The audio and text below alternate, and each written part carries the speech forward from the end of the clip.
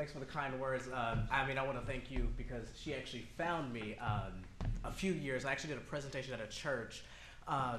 What was it, 2 years later, maybe? 2 years, I get an email, and she's like, you know, I seen you. I would love for you to commission something. And I was excited because this is really my first professional actual gig. So, I mean, I've done senior recital, so it's amazing to be able to actually hear something played well, I guess. So I'm super excited to be able to hear this piece and to actually be able to present something in such an amazing way. So a little bit about the piece. They told me a little bit about the concert when I was commissioned to do it.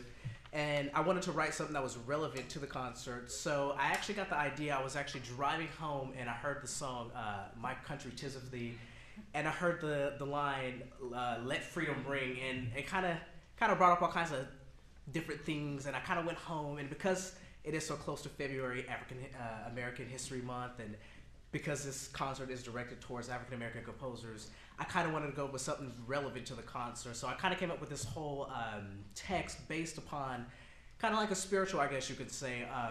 It really does tie into the whole slavery thing. So that's kind of like the first idea behind this. It's really, I kind of had this vision of a woman kind of talking to her mom, you know, her children, her friends, and kind of saying, you know, let's go. It's time to get out of here. It's time to go to somewhere where we can actually be ourselves, where we can actually be free. Aside from that, there actually is another message, and it's kind of a universal message. It's really about overcoming in general, just anybody. And I think everybody in this audience can relate to some time in their life when they were in some kind of situation. I don't know, you know, right now maybe you could have lost a job, maybe you're in some kind of debt, or anything where you have to overcome.